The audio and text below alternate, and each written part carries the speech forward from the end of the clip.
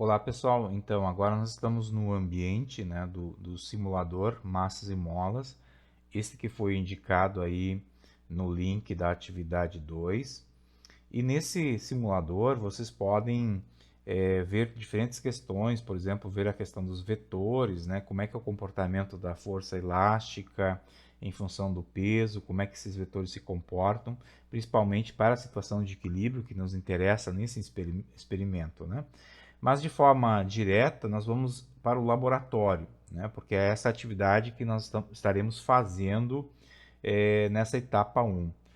Para nós não interessa nesse momento a questão das energias, então eu vou colocar aqui de lado.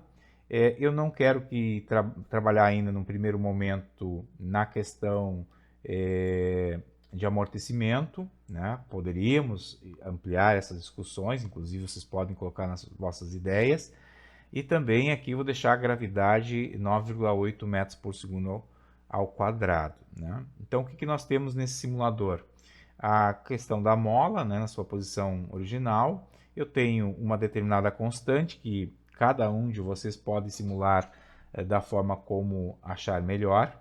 Mas o que nós vamos fazer? Nós vamos fazer análise do comportamento da deformação da mola a partir das massas que nós inserirmos aqui no sistema.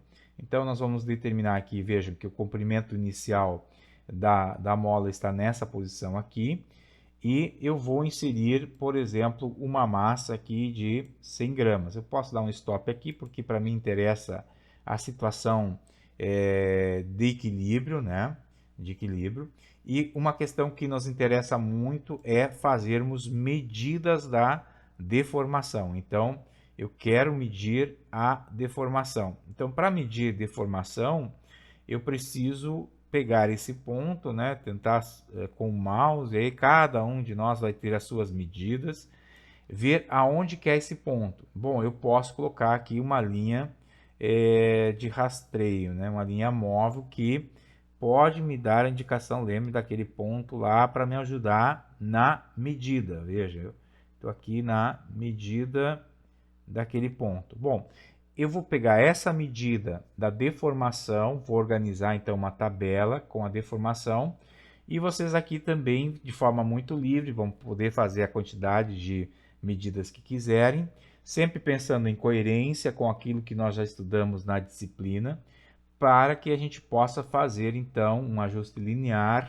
né, da relação entre força peso e a questão da deformação. Lembrando que na situação de equilíbrio, força-peso é igual à própria força elástica, né? Para que a gente possa determinar a constante de elasticidade. E claro, pensarmos em ideias de nós constituirmos o nosso experimento. Então, sempre estar pensando como isso pode contribuir para que a gente venha a constituir o nosso próprio experimento. Então eu vou mostrar para vocês alguns dos dados que eu obtive a partir deste simulador.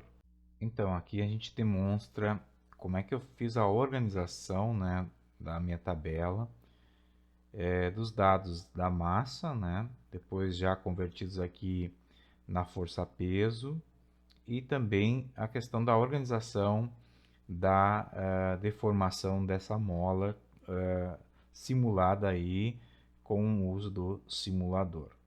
A partir disso, trabalhei com a questão do ajuste linear, né?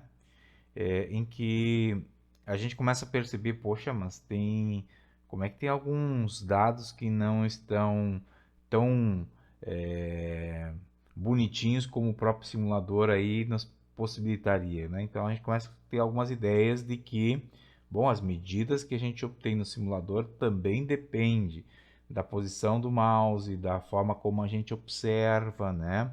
Então esse registro que a gente for fazendo.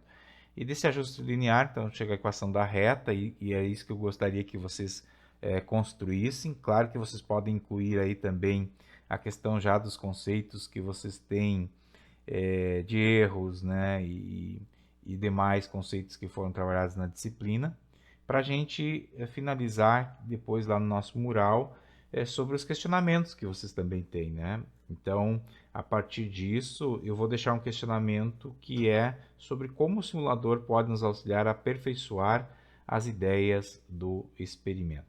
Um abraço e até breve.